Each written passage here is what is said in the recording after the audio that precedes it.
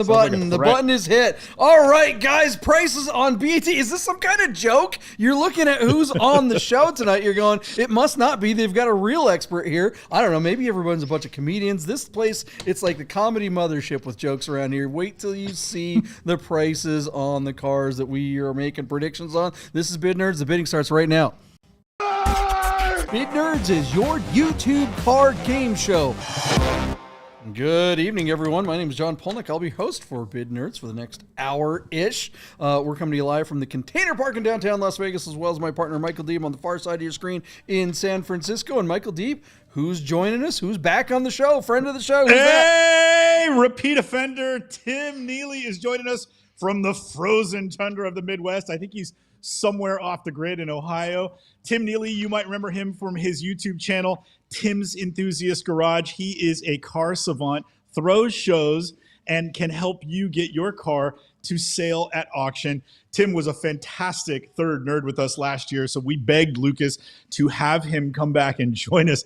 And JP, talk about nothing else to do in the Midwest but watch TV. He joined us. Tim, how are you? Cheers, guys. Cheers, guys. Trying to stay warm. It's been we've been sub-zero here for a couple weeks. So. Oh, that is nasty. That is nasty. Oh, was that God. Straight vodka there, or is that gin? What are you drinking there? This is actually water. Sure it is. Sure it is. Yeah. We need to send you a case of Hippie Sips so you can spice that water up here with a little bit. This stuff is good stuff. We'll send you a case. Go to hippiesips.com for a case of your own THC Hippie Sips. We'll talk more about them later. Michael Deeb, maybe you've been on the show. We'd like to have your angle centered. There you go. Welcome. Thanks for joining your own darn program. Burnt Oil says, crack open your Hippie Sips, guys. We're getting after it. All right, if you are hanging out because of Tim, you're like, hey, what is this silly show? Who are these yahoos? What we do on this channel is we analyze listings on Bring a Trailer, Cars and Bids, sometimes P-Car Market, and as we make that analysis, we also make predictions. What will happen as a result of those listings? We always start off every episode by going over the predictions that we made on the last episode. I know that's weird on the internet. We hold ourselves accountable, but you can play along. Also, we have all the cars that we're going to talk about in the description below. So if you guys want to skip ahead and see what we'll be talking about tonight, go ahead and you can see those links there. Deeb, you ready to get after this thing? Let's do it. All right. What's the first car we talked about on the last episode? Let's see how we did. All right, JP, we're going to circle back to the 1994 Lamborghini Diablo SE30 that was running on Bring a Trailer as both a premium listing and alumni listing out of Rancho Mirage, California. Listed by the fine folks at Desert European Motor Cars.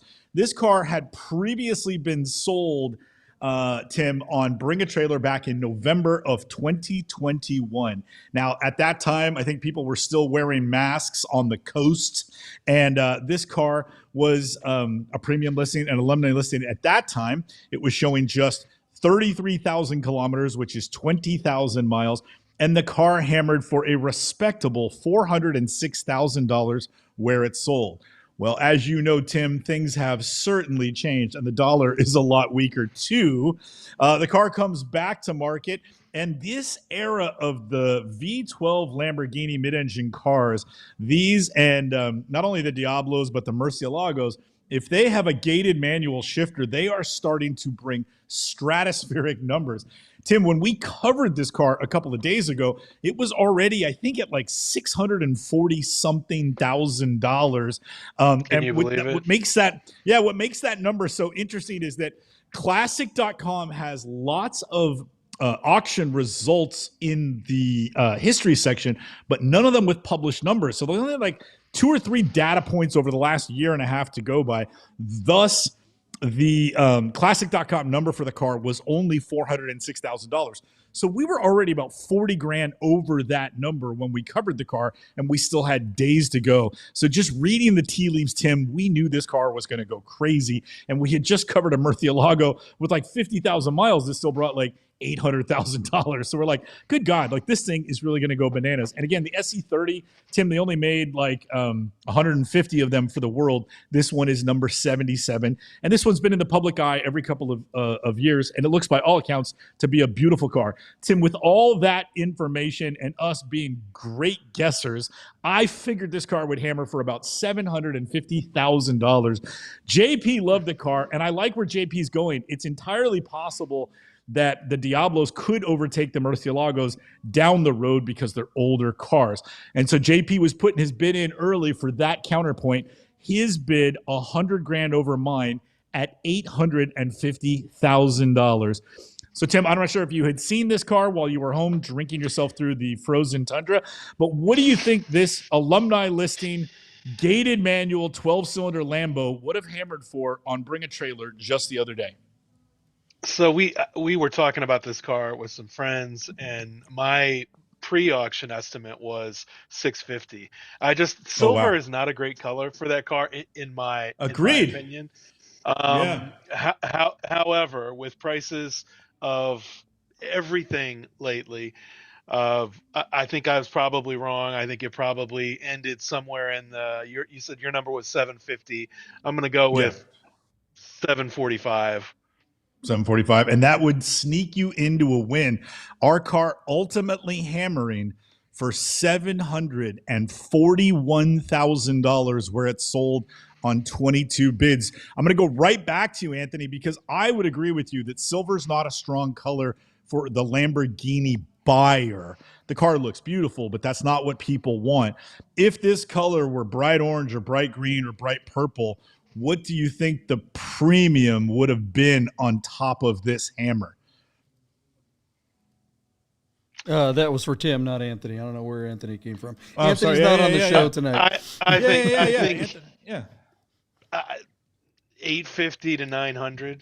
I mean, as nutty as that sounds, $100,000 to $150,000. Yeah, I think that's where we're at. This color really just hit me wrong on that car, but you know, I don't know, man. So I've been hearing Tim says more 20% and more for the color. I've been hearing more and more millennials that I've been talking to lately talk about old man spec. Like these colors that we were out, we had the new Temerario out the other day, and we had it out in front of a coffee shop, and the owner of the coffee shop, one of the hippest guys in Vegas, he comes out and he looks at it, and you know, this thing was bright purple, and he's like, oh, that would be so cool if it were like, you know, gold, you know, champagne old man spec with brown leather. I was like, that's interesting to hear. I don't buy it that this is a bad color for the car. I think that's just, you know, I think this is just this car. Look, it's a joke what money is worth out there or what it isn't worth. And I think we're just going to see these cars go up and up in value regardless of whatever color, because you don't really get to choose what color when you want one of these. You know, millennials it was pretty much Gen Xers and some of the younger boomers that have been driving the market lately. But now it seems like there's more and more millennials. Some of the older millennials have entered the game. And, you know, typically the younger guys don't have as much money as the older guys. But let's face it, these younger guys, these millennials that have money, they have a lot of money because they don't have any kids. They're not putting anyone through college. They're just like, oh, and yeah, let's go buy that car that I wanted when I was younger. And I think these are just, man, these are coming up. Any last word on that, Tim, before we move on? No. Okay, moving on. All right, Deeb, what's the next car on the list? What's that? They just keep going up. They keep going up. All right, next car on the list, Michael D. What do we got? All right, JP, we covered a car from Michael Motor Cars, who tried to join us on the last show, but we had trouble with his audio.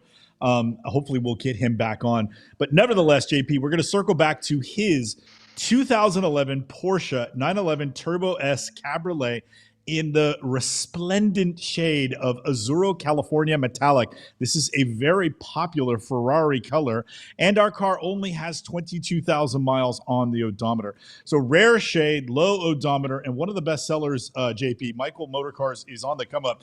His low mileage cars are constantly breaking records for the model, as he does such a great job with the listings and the photography. John, this is a super rare car. not a super rare car, but it's a super rare colorway, and particularly low miles. Not, it's not 2,200, but 22,000 makes it collector grade. These cars typically are around $100,000. In fact, Classic.com tells us that the average selling price for a turbo S cab is only 99 grand. I thought Michael's car had a chance to hammer for $160,000. JP, again, you took the over at $180,000. All right, Tim, what do you think of the Azzurro California Turbo S cab? PDK only for these. They were not a 6-speed available. They only came with the PDK. What's your bid on the blue Porsche open top? Amazing colorway. I think 180 is right on the money for that car. 180. So you're okay. Go 1,000 over or under, JP. Okay. Stole my bid. I would go over. Comes on my show and steals my bid. With this, go over. With this, let's go nuts. 200 grand. 200 grand. Okay, there you go. I love the color. So. Yeah, and there you go. Another one. He stole one from you, JP. Our car ultimately hammered for $210,000 where it sold on 80 bids. JP, I didn't even look this up. I'm just telling you right now, without even looking, that's a record for the Turbo S cab. I'm sure of it. That's big money in today's market, especially with 22,000 miles. If you had told me it was 2,200, I say sure, break $200,000. But with 22,000 miles and a two-tone interior like I've never seen, that is an unbelievable result. Michael has got to be thrilled, despite not being able to champion the car on Bid Nerds. He's still got the Bid Nerds mojo. Send that guy an invoice, Lucas, will you? All right, there you go. JP, any thoughts on $210,000 for the Turbo S cab? I mean, what a joke. Okay, look, you guys remember the movie Galaxy Quest? Crazy for a cab. Crazy. It's not that it's a cab. It's that it's a stupid color. Okay, great. It's blue. Big effing deal. It's blue. This interior Ferrari is blue. So damn ugly. That is the ugliest interior I've seen on a 911 in a while. Do you remember the movie Galaxy Quest? Do either of you guys remember Galaxy Quest? Had Sigourney Weaver. It was a spoof of Star Trek, and Sigourney Weaver had a great line in the movie. She's like, she's like, I have one job on this ship. It's stupid, but I'm going to do it, okay? And that to me is like PCA buyers. They're just like, they're the Sigourney Weaver of car buyers. They're like, we have to buy every stupid Porsche that's a weird color and pay way too much money for it. This result is a joke. I am not surprised at all by it. Because it may as well just be like they just sent a letter, like they actually made postage stamps and sent them to all the PCA members, and they're going to get $200,000 for a dumb colored car. It's nice, whatever, great, congratulations, and congratulations to Michael for making all the money. All right, let's move on. What's the next car on the list? Go watch Galaxy Quest, by the way. It's way better than this show. It's a great movie. Great movie. JP, we're going to circle back to the 1987 Mercedes-Benz 300 GD with a 5-speed manual transmission that was listed on Bring a Trailer out of Inlet Beach, Florida. Our car is showing 40,000 kilometers, which is 25,000 miles on a frozen odometer, so it's true mileage unknown.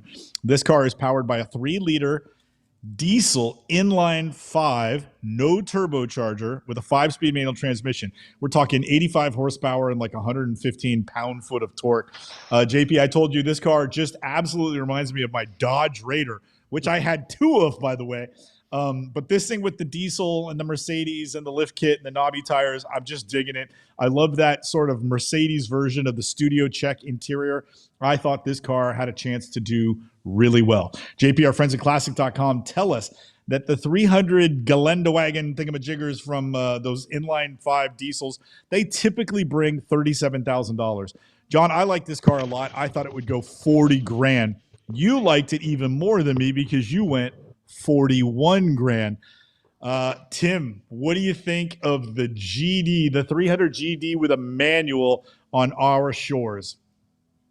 If you look, I looked at this car. It had some wear that wasn't patina to me. Like it had some rust, and I don't know. I didn't love this car a lot. I was thinking I would take the under on this, but it's a 2-door G-Wagon, so 35, 40 grand, but it just felt like a polished turd to me. That could just be me. Yeah. Give us Okay, a number. put a number on it. Don't give me a range. Give me a number, Tim, if you don't mind. 36.8. 36.8 for the polished turd.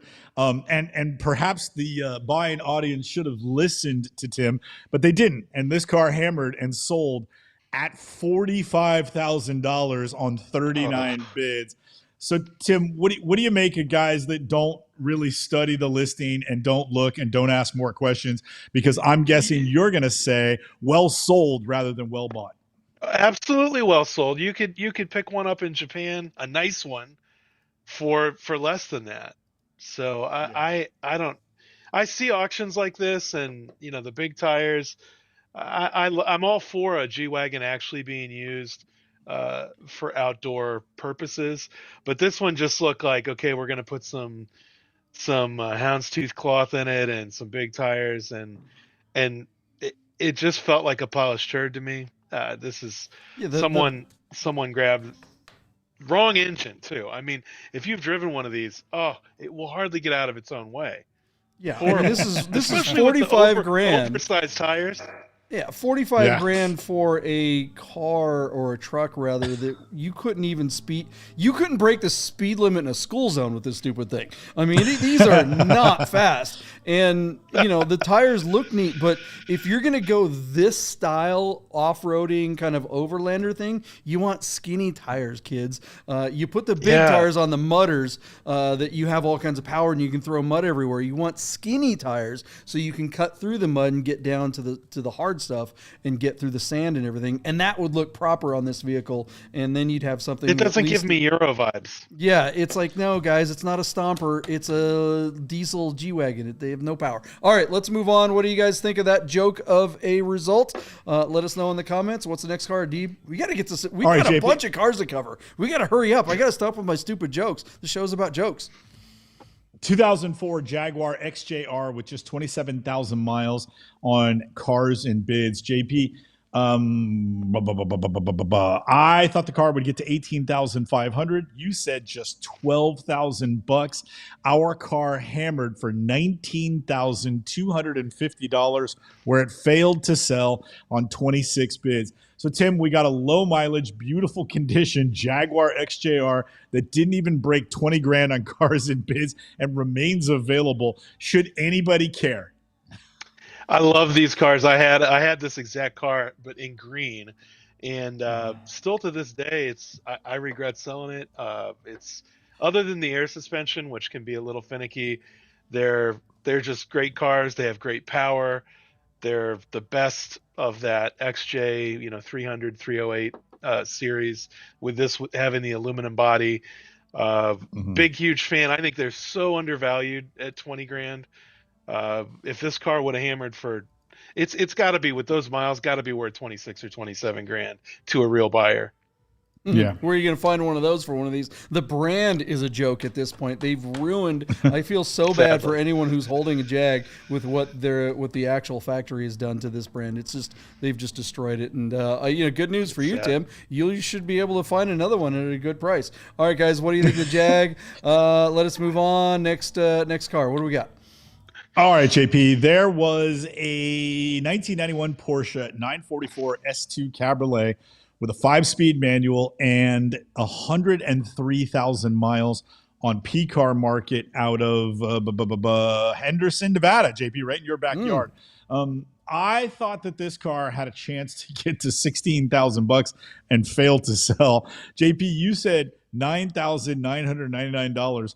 Our car actually hammered for 11 grand, where it sold on 14 bids. So, Tim, well bought or well sold for the 104,000 mile? Yeah, I think S44. well bought. Yeah, S2 944. You like that, huh? You like these cars with the big 3-liter, right? I like the big old pistons, but this one looked a little tatty. I saw this car. I didn't see what it sold for. I actually thought this car was going to bring 15 or more, and having some of the dents, dings, and scuffs, I wasn't really interested. At 11 grand, I'm kind of interested, and I feel like I might have missed out a little bit. That's a lot of think, rough JP? to cover up. I mean, that's a lot of dings and scratches and all. It just, I don't know. Were the timing belts done, the water pump, all that kind of stuff? Just looking at the overall condition of the car makes me think that the maintenance has probably been deferred. And on one of these, you do not want to buy one if that is the case. All right, let us know what you guys think of that turd of a 944. I mean, really, the platform is the joke. JP, market. That's JP, what you should be joking about. The reason why I picked it is all the service records on this car from the 900 series, but we ran out of time. We couldn't talk about it. Okay, well then maybe Tony's looking up. Tony's been servicing this car, and it sold for $11,000. JP, should you have bought it? Could have been. I may have gone down there and bought that thing if I'd known that. A Ramon special. We don't go away. We are just getting started. The prices on BAT and all the platforms are a total joke. We're going to get into predictions. We're going to analyze some new listings right after this. Don't go anywhere. Hey guys, you're probably looking at your watch and wondering if Bid Nerds will ever end. So you better talk to our friends at Our Smiths to make sure your Rolex, Tag Heuer, AP, or any fine timepiece is in tip-top shape. Our Smiths, fine Swiss repair. All right, guys, time to crack open a case of Hippie Sips. Look, you know what? I've been drinking. I needed some caffeine. I needed to wake up, and I'm drinking this garbage. Barf. I mean, this is like... There's more strawberry, zero sugar Dr. Pepper. This is garbage, man. I just wanted caffeine, and there's nothing natural in here. I don't even think the caffeine itself is probably synthesized. This is the grossest tasting. Look, if I needed, but I needed to wake up for the show, right? You can tell I'm a little rizzed out. But here's Hippie Sips. If it were time to relax, this is all organic. All the fruit juice in here is real deal. This stuff tastes amazing. I'm like, I want to crack one of these open, but I'll be asleep and I won't be able to make my bids. So get yourself a case of Hippie Sips. Check out hippiesips.com. Even if you're not into THC, go to the website and check out the website and just go over there and visit and look around. That's just a great way to support the brand, and that means you're supporting Bid Nerds, and we really appreciate everything that the folks over at Hippie Sips have done for the show. Okay, we are getting after it. It is time to make some predictions. What is the first car on the list? Michael Deeb. Prices are a joke, man. All right, here we go. JP, feast your eyes on this 1995 Ferrari 456 GT with a 6-speed manual and just 20,000 miles on the odometer. Listed by Smith Volvo, the Volvo dealership in San Luis Obispo has got their hands on this stunning Ferrari in Verde Inglese paint. So that's English green. That's British racing green in Italian, essentially. Tan Connolly leather. JP, the way we like our tan interiors, with a black dashboard and black door caps at the top. This car is actually very, very pretty. And here's the deal, JP. We got a 6-speed manual, rear-wheel drive, a limited slip differential, and a 5.5 liter Ferrari normally aspirated V12 that is giving you a probably underestimated 436 horsepower and 406 pound-foot of torque. So let's call it 440, 410. I mean, JP, that's like, that's like 997 GT3 horsepower levels. Of course, this car is probably going to weigh a couple hundred pounds more. But these things sound insane, JP. And let me add to this, a lot of Ferraris from this era are judged by the most recent service. In January of 2026, which was last week, they did the timing belt, the radiator, the water pump, the thermostat, the intake manifold gaskets, the camshaft seals, and additional components that are all detailed below. Basically, JP, this car got a full major service and probably attention to a few things that had been deferred. The car is all serviced up and ready to go. I know, it's not cosmetically perfect, big deal. JP, here's where the rubber meets the road. A lot of people have said to me over the last handful of years that the Luca de Montezemolo era of Ferraris are some of the best cars you can buy in the vintage Ferrari range.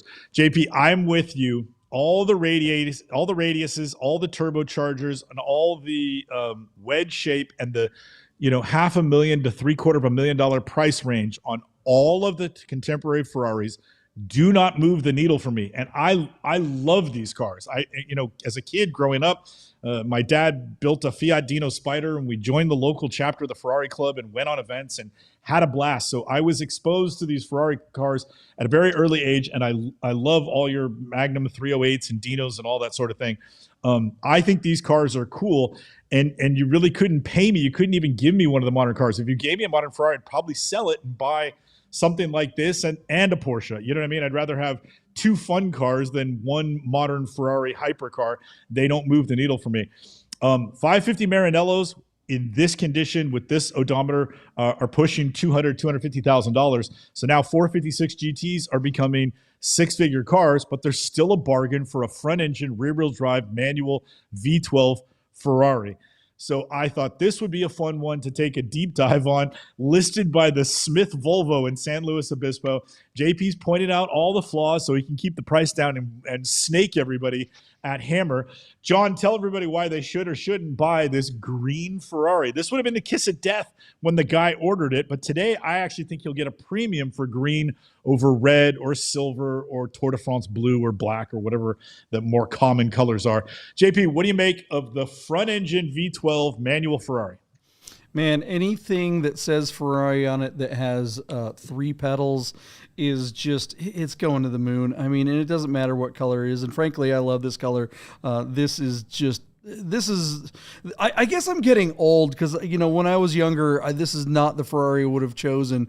We always talk about how the market is driven by guys who go back and buy the cars that they wanted when they were younger. I didn't want this car when I was younger. I wanted a 355 when this car was contemporary. But now that I am an old fogey, I guess, I'm looking at this and I would take this over a 355 without even blinking. This thing is insanely gorgeous. Yeah, it does have some blemishes here and there, but generally I love the fact that it's got all the service. I love this non-metallic green. How cool would this look with a big white meatball? This is the color that Jag needed. Tim, what do you think of this front engine Ferrari? I couldn't love it anymore. These actually, if you drive one of these back to back with a 550, these are sweet, sweet cars. They have active suspension, so it's like a pneumatic setup. And if they're working right, this is absolutely one of the best Ferraris. To my eye, I think these cars are aging super well. I feel like this is a modern classic, no question. I personally, this is the exact one I would look for. I love that the service is done. That rear active lower spoiler on there. There's so many nice little touches that Luca threw on this car to make it, truly exceptional. I think they're still undervalued. Do you want a number? We're not ready for numbers yet. We'll let you go last. Yeah. We'll let you go last. I'm a big fan of this car. I came up pretty heavy on a Euro import one of these about 4 months ago and kept raising my offer. Didn't end up with it, and I got to be honest with you, I regret it because they're just phenomenal cars. This color, this miles, this service, it needs a little bit of leather work and a little bit of detailing, but what's a few $1,000? You're going to spend it anyways. Great car. Yeah. All right, Deeb, what do we think it's going to bring? All right, JP. I forgot to mention to you, and again, there's no real pictures of it.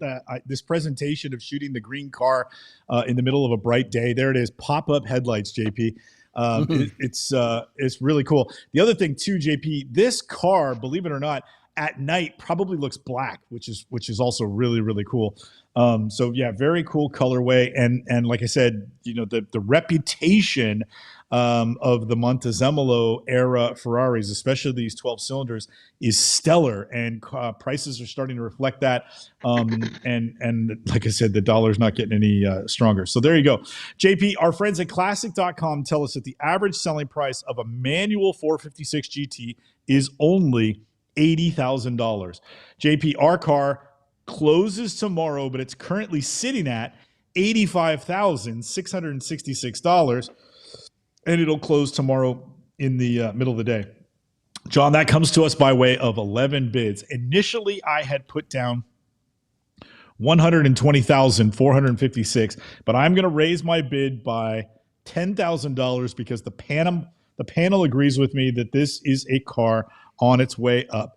And sign like Tim said, sign me up. I'd be happy to take on the responsibility of fixing the leather and doing a little bit of touch up on this car. All the major service and the heavy lifting's done. You're getting kind of a niche Ferrari in a particularly rare color. I like where this car is going, so I'm raising my bid by 10 grand. JP, we're at 85,666. My bid to you is 130,456. What is your bid? Well, look, this car sold back in, what was it, 23 for $77,000. It's amazing how much more popular this stuff has become. We saw, what prices of like Enzos and some of the other F50s, some of the other rare Ferraris, on what is it, Mecums or Sotheby's, doubled and tripled in value. How much was an Enzo worth a few weeks ago or a few months ago? $2-3 million. Now they're worth 5 to 7. Deeb, you need to clear here. I'm going to mute you here for a second if you're okay. You're all right.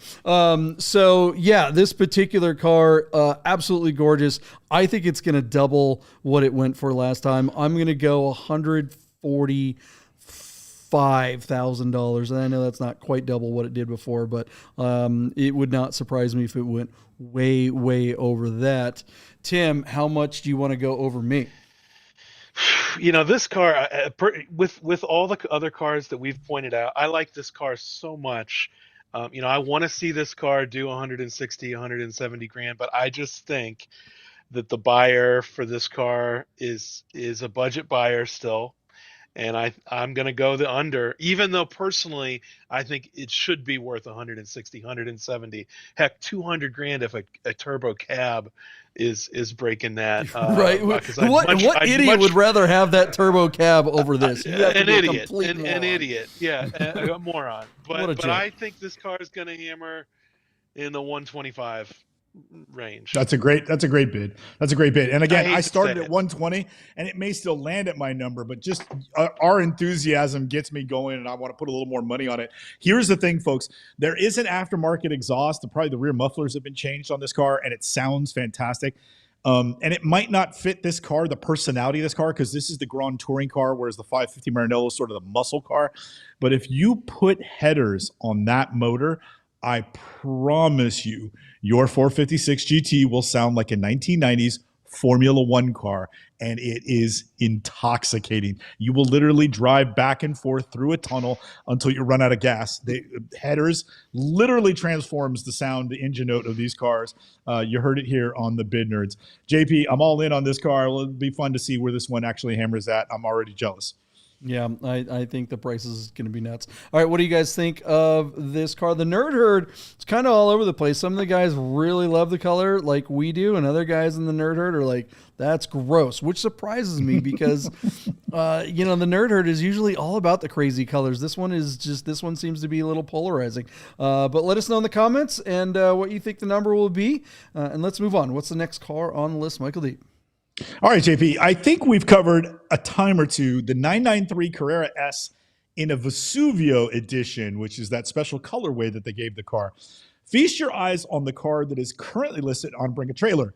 JP, this is an ROW, a rest of the world example, 1997 Porsche 911 Carrera S Coupe Vesuvio edition that also sports an X51 package. JP, it's a double rainbow. Look at this damn thing. Listed out of Morrisville, North Carolina, this ZZZ VIN, one of 60 Vesuvio editions made for the world, is showing only 60,000 kilometers from new. That is just 37,000 miles. What sets this one apart is in place of the standard 3.6, this guy was smart enough to hit the X51 package and get himself a 3.8 liter motor that makes 300 horsepower and is a special colorway. Now you're talking. This is essentially, JP, literally the poor man's RS. I love this thing. What a great spec. The only thing he messed up on is he didn't get the sports seats. He got the standard narrow seats and the gray interior. I would have loved to see him get that sort of pinkish purple interior or a black interior and the sports seats. But we got a C2S. We got the Vario Ram with 300 horsepower, and then you've got the Vesuvio edition, which is the beautiful Vesuvio purple, and that gets you like gray wheels, gray mirrors, and gray like little wings and things on the back. So very, very cool car. Rare by the numbers. Rarer still with the X51 package. JP, when I saw this car come online like a week ago, I knew we were going to cover it on the show, and I was thinking this is the type of 993 that will set kind of a new high watermark for the 993 model. I mean, this is literally going to bring RS money and have similar RS performance, but not truly on par. It's not a seam welded chassis. It doesn't have quite the same suspension and brake components and all that sort of thing. But you've got now this big fat motor and this really great colorway. It's a shame, John, that these are, considering the rarity and the value of the asset, one of the worst presentations we've seen for a particularly special Porsche. These are terrible photographs. What were the people at Alpha 11 doing when they decided to shoot this car in the parking lot of whatever this building is? JP, it's running no reserve. I don't think that matters. This car is going to it's basically going to ring the bell. What do you think of the PCA Wet Dream? Where are you at? Yeah, I've never noticed it on the Vesuvio version that it has two-tone split grille in the back. I love the split grille of the C2S, and that's just cool. Check that out. Two colors. Have you guys ever noticed that? I never noticed that. Yeah, we've been seeing. Look, I remember when 993 turbos started going for more than $300,000. I'm like going, what is going on? I'm kind of wondering if now we're going to start seeing C2Ss, just regular wide body 993s, start to break those kind of numbers. Tim, what do you think of this car? Oh, I couldn't love it anymore. And it's a slick top, right? Yeah, it's no sunroof. No sunroof. Oh man, yeah, I love it. It's rare that you see one of these not silver. That's why you mentioned about the rear deck. I don't know that I've ever noticed that because all the cars are silver. So the Euro spec has a tendency to put some people off. I like it. I like this. I don't know. This is if you want a 993, this is the one. For sure. Deeb, what's it going to bring? All right, man. So, JP, there is not a Vesuvio column on classic.com, and I'm sure they'll start making one after this. There are like 3 or 4 Vesuvio results, but we've seen more cars than that come to market. That being said, your standard manual C2S is currently $160,000 on average.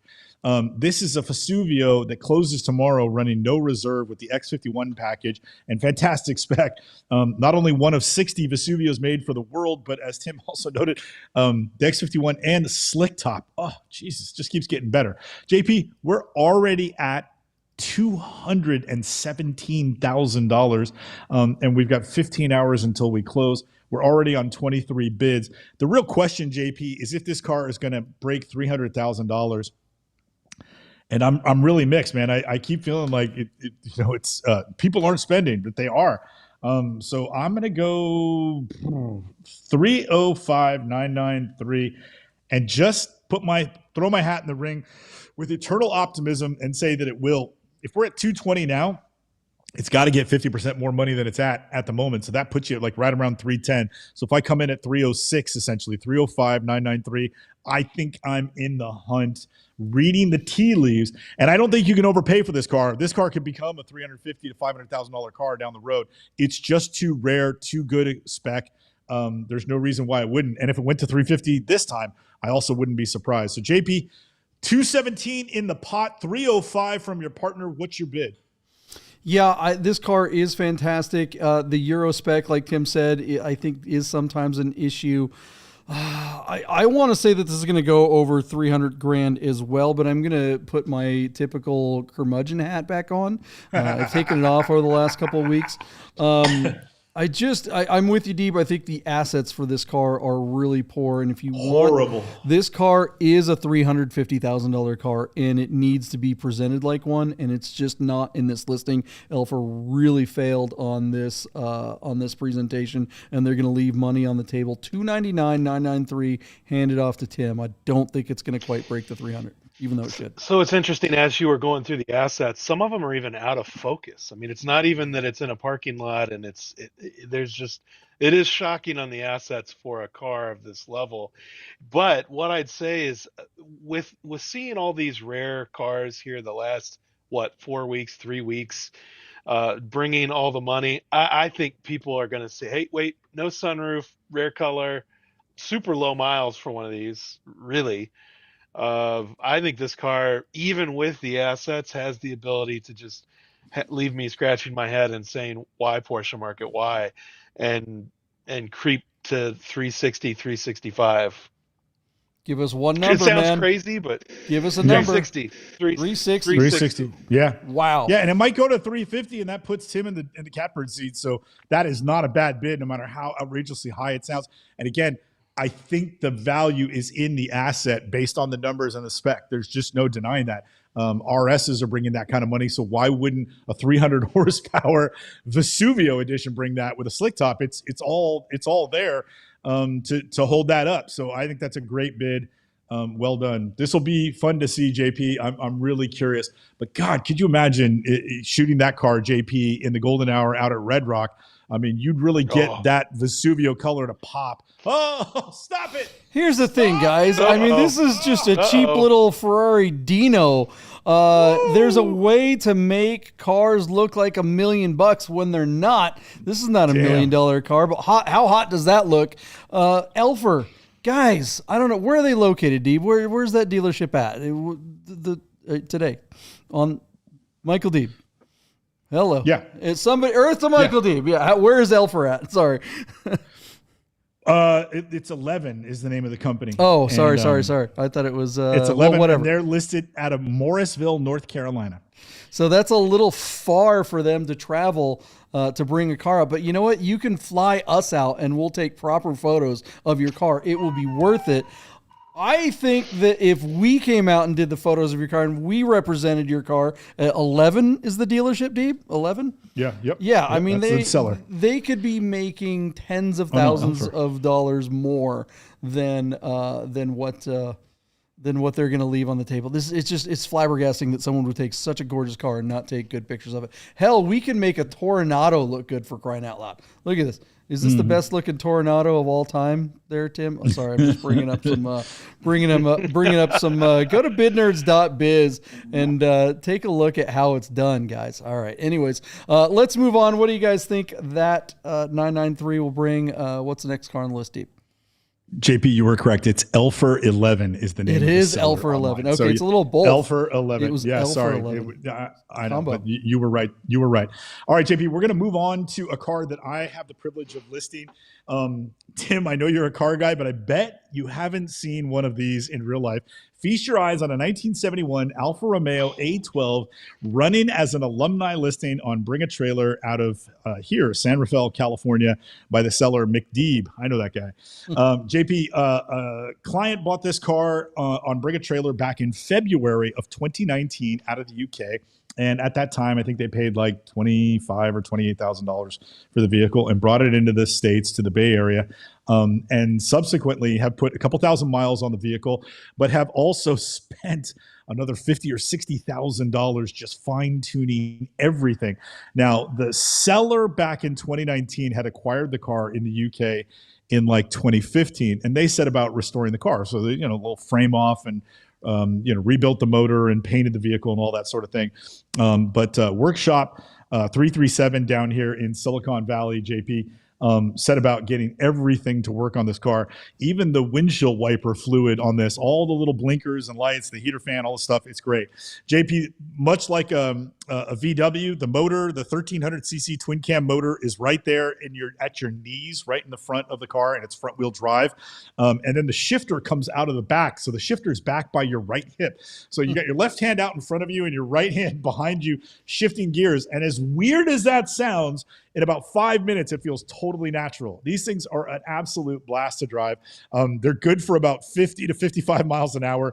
And that's maxed out in top gear. They weigh about 3,300 pounds and they haul about 24 to 2,600 pounds on average. JP, in 2024, this A12 was on the lawn at the Quail in Monterey. And they put a 1974 yellow Alfa Romeo Spider in the bed of the truck and drove it from the South Bay down to Monterey and put the truck and car on the lawn at the Quail, and it got tons of attention and all that sort of thing. So now the vehicle comes to market. We got a pretty high reserve, but we feel very good about the vehicle. It is simply peerless in the United States. This one seems to have a little bit longer truck bed. The bed was raised and it's made out of aluminum, and then they got the fold down gates. So a lot of custom work has gone into this thing, but you just don't see anything like this anywhere in the United States, and even around the world. If you were to run into another A12, none would be as nice as this. This car is probably better than it was when it was delivered brand new back in 1971. So a super unique car. JP, that little red stripe that makes it look very Gucci, very cool, very Italian is a demarcation that is, it's pertinent to commercial vehicles in Italy back in the early 70s. So that was something that they had to have. What could be more Italian than that? So JP, as useless as any paperweight that there ever was, but man, if you had 30 acres up in the wine country, wouldn't you love to take the kids on a hayride in your Alfa A12 Cabinato long wheelbase flatbed truck out of Parma, Italy? What do you make of this entirely useless truck? Help me out. What is the throttle? This little lever here? Yeah. It looks like an egg beater on a bicycle, right? That's the throttle. Okay, that's the throttle pedal, and then you got brake and clutch. Okay, what a trip! You guys did a great job presenting this thing. How cool is this car? What did I say on Instagram? If you don't need to bring a trailer when your car is a trailer. This thing is gorgeous. If you have a warehouse full of cars, you need this. I mean, that's just all there is to it. If you're that guy and you don't have this, you suck. Your collection is crap. So fix it and buy Deeb's car. Tim, what do you think of this little truck, the A12? This is my personal vintage, by the way. I'm a 1971 model. I can't get enough of it. I love these little rollback / utility / niche trucks that we didn't get in the States. Every time I see one, I get massive car guy wood. I think this is the kind of car that you get a little Giulietta Sprint or something, that weighs nothing, or something by Touring, and throw it on the back and win every Italian car show you can go to. Yeah. So that's the answer. Super cool. You guys in the warmer climate, man. I see these pictures with the mountains in the background, and you can't take a bad picture out there. I don't even know, you guys. It's incredible though. You got to kind of screw up to take a bad picture in a place like that. All right, really Deeb. It's time to talk about what this thing is going to bring. Give us some guidance here. I know you'll probably recuse yourself because it's your listing. So here's the thing, JP. So the A12 and the F12 are built on the same platform. The A12 is your truck, and the F12 is your van. So imagine that nose on a van on basically the same chassis, same wheelbase, but just this tiny little micro van, again, with that little twin cam up front, but you've got like a little slider van. So A12, F12 has a column on, classic.com. And believe it or not, JP, that number, which is a global number, it's probably not a United States number, is $45,000. This truck went through all the hoops with the California Air Board and all that nonsense to prove that you couldn't make it smog legal, to get its exemption and its papers and its California title. So it's smog exempt in California, and it's got a California title and a California plate. That is the envy of every gray market car that comes to California. And every single year, JP, that process gets harder and harder to do. And this was done back in 2019. So now 7 years on a California title. $45,000 is the average. This car has come in and been treated to like $50,000, $60,000 worth of work. And it's on a California title, and it's here, and you can have it. The pot is currently at $22,013. We've got a little ways to go, but we don't close until Friday. JP, I'm going to recuse myself for bidding, but what do you think? It's hard not to think that this thing, what was it, that G-Wagon, that 300 GD with a crappy little diesel, a little two-door, there's not much use case for something like that doesn't go very fast. And that thing brought 45 grand. This thing is so much cooler. It's so much more rare. Every collector everywhere is going to want to add. Like, what kind of collector doesn't want a pretty much one of one in the country? You're not going to find another one of these, especially where it is right now in Silicon Valley. I mean, come on, there's just nothing but money laying around down there. This is the perfect companion to the best collection. So I think this thing really has a chance to take off. It's in excellent condition. I'm going to go $60,000, $12 and hand it off to Tim. What do you think? Yeah, this is a tough one. Anytime there's not a real established market on a car, the having the California exemption, I think, makes it a no-brainer. It's just the right guy with the right collection needs to see it. With the bidding where it's currently at, I'm inclined to think it's in the 50s. So 50. I'm going to go under. I'm going to take the under. 55 grand feels like probably where it hammers, and I think that someone gets a steal. I think that's well bought. There you go. All right, guys, what do you think of the little truck? You going to get it? Let us know. And we got to move on. What's the next car on the list, Michael Deeb? All right, JP, I have the privilege of representing cars for Club Wheelhouse here in Corte Madera. And as an amenity for one of the members, we offer a white glove listing service that is, very bid nerdsy. JP, we are running right now on Club Wheelhouse a original owner, 2018 Ford Mustang Shelby GT350 with just 7,000 miles on the odometer from new. JP, a lot has been said. And anybody that's heard one out on the road on a rally or a drive, one of these 5.2 liter flat plane crank Voodoo V8s revving to 8,000 RPM, running through a 6-speed manual transmission, has had to just sort of tilt their head and go, damn, that Mustang sounds good. Gone are the days of the overhead valve and your truck-like, solid rear axle suspension. The Mustang GT350 is your GT3 domestic world beater. 2018 JP was the first year that you could get Kona Blue Metallic. And when I met the member who owned this car, he said, Michael, what do you think? And I said, with that odometer and that colorway, I will get the job done. This car is going to ring the bell. JP, this car was up to like 50 grand in the first 12 hours of the auction. Everybody complimenting the colorway and the Voodoo V8 and all the reasons the GT350 has been such a commercial success for Ford. So, John, more fantastic photos, a little bit darker this time out at the Marin Headlands. Thank you to Kev, the photographer, for taking such great shots of this car for us. Have you driven one of these? Like, have you really been turned loose in one of these Shelbys to rip on one? Even I haven't. On the day that we shot this car, we were just kind of taking it easy. So I really haven't been, but you can feel like the horsepower and the torque are underfoot at any throttle input in any gear, and there's 6 of them. I mean, these things absolutely rip. So JP, your thoughts on the GT350 in a very throwback colorway of dark blue metallic with white stripes? I mean, I could give two shits about the color. It just looks like a blue Mustang, but let's just say this right now. Here's I have not driven one of these, not because I don't want to, but because I don't want to.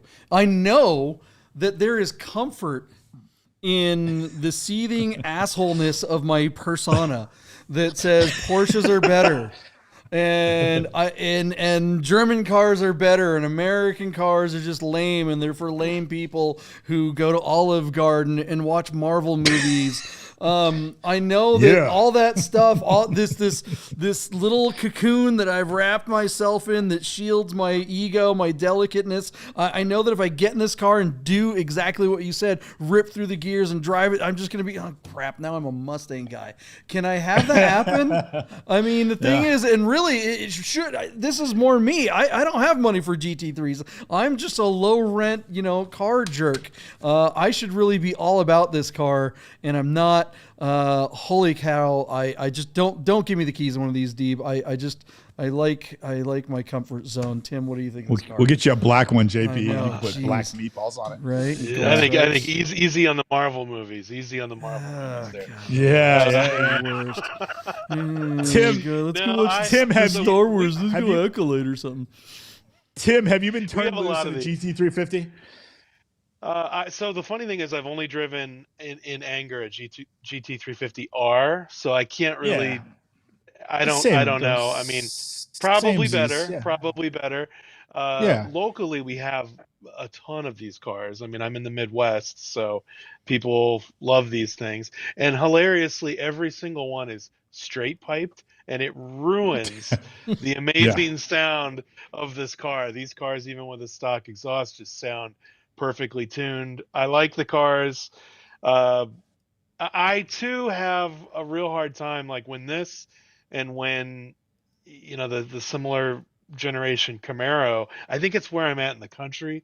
Like, if you have one of these, it's because you love Olive Garden and got a really low SAT score. So it's like it is kind of a problem. Both those things describe me. Yeah, I didn't take an SAT. Who am I kidding? Yeah. All right, Deeb, what's it going to bring? Give us some guidance here. All right, here we go, JP. Our friends at Classic.com remind us that the 2018 Ford Mustang Shelby GT350, the 2018 specifically, bring on average $58,000. Our car is currently sitting at $53,500, and we have 2 days to go until it closes. Again, this car is going to close on Friday. So JP, 58's the average. We're at 53.5. What's your bid? I'm going to recuse myself from bidding because I'm repping the car. What's your bid? Same bid as the last on the last car. I said $60,012, but I'm going to take the $12 off and spend it on unlimited breadsticks at Olive Garden. Tim, what's your bid?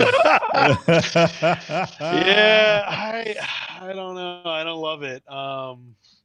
Who cares if we love it? So are there people out there that are going to love this thing? I feel like someone got real nutty on the bidding, and I mean, I just feel like this is a 60 grand is all of it on this car. So I'm going to take the under and go 58.5. I know it's your car. 58.5 is a great bid. No, not at all. I'm more love mad it. at you Love at the it. Well, this thing could go for a lot more. I don't know, boy. I just don't give me the keys on one of these. I really want it. Yeah, it's going to make my life easier. All right, Deep. We got a speed round on this. Unless you want to say one more thing about the Mustang. Silver lining on this one for you on your take. The guy who's selling the Mustang is selling the Mustang because he bought a 997.1 GT3 and he loves it. And he's like, so the Shelby Deeb, I'm in love with my Mesker. So there you go. All right, JP. We got a speed round on a cars and bids 2007 Porsche 911 Targa 4S, 6-speed manual, all-wheel drive, guards red with several modifications, including those gorgeous, I think they're HRE wheels, JP. We do have 113,000 miles on the odometer, and the car is in my neck of the woods here in Pacifica, California. JP, the car is currently sitting at $49,000 on 21 bids, and this one will hammer tomorrow. 113,000 miles. Yeah. And Classic.com's average for the car is 63 grand, and we're at 49,000. JP, I'm trying to read the tea leaves. I'm gonna go $58,000 and say that it hammers there. So 113,000 miles on the odometer on 997.1. We're already at 49. I'm probably high, but I'm gonna say 48. We're at 49. What's your bid, JP? Wait, hold on. You totally confused me there. So where's it at now, and what's your bid? It's at 49. My bid's 58. 58. Okay, you said 48. I was going, wait a minute, you're going backwards. Okay, so yeah, I'm going to go 55,997. Talk about a joke. 997s like this. Everyone tries to convince you that, they don't blow up as much as people. Oh, the IMS is fine on the 2007 later. This one has an engine replacement at 63,000 miles, guys. Think about that the next time you're thinking about buying a low mileage 997, and this one has 113. It's due for another one if the first one went at 60 something. Tim, what do you think? Give us a number. I want to bid less than what the car's already at, and yes. I really like 996 Targas and 997 Targas. I think they're kind of cool and underrated, but this is all the money for this car. I could see that stone chip from here. Yeah, if I didn't see the number like if we didn't know where it was at right now, I would have bid this at like 28, 43, 39. Right. Yeah, I mean, there's just no way. 39.5. Yeah, my bid is 39.5. Damn, Porsche people are stupid. I just think it's all the money. I'll be surprised. I'll give it. What's it? It's at 49.5 right now. It's at 49 even. I'll give it $500. 49.5. There you go. Good number. One more, JP. Guys. Now we're getting out of here. We got to go. We're way over. Let's go. Let's do it. Thanks so much for hanging out. Tim, where can we find your stuff? So you can go to, if you want to auction a car, theenthusiastgarage.net. If you want to watch some videos on cars, I just did a video on a K-swapped X19 that was a hoot. That's my kind of car. And that's a great car. Just did that video. Is that going to be for sale? That's on. It actually just sold. And what do you think? A K-swapped X19 mint, and it's a Bertone. So once Fiat left the market, that was the number I was going to say. 29 grand with a K-swap. 60 grand. What a joke! Wow, 60 grand. But I will say, I love it. And it's not smog exempt because it's too young. It's got to be 75 or older. Awesome car. Went to a guy in Texas. Obviously all the money, but that car is YouTube / Tim's Enthusiast Garage. So check that out. And if you're in the Columbus area or Tampa area, you can check out on Instagram Motor Vice Show. We do an 80s and 90s themed car show, and I'd love to see you. So those are my plugs. Thanks, guys. Excellent. Nice work, Tim. Deeb, anything else you want to plug before we get out of here? No, just say thanks to Tim for coming back on and being a repeat offender. We'll have you back in the spring. Lots of great guests coming up for you guys on Bid Nerds like Tim.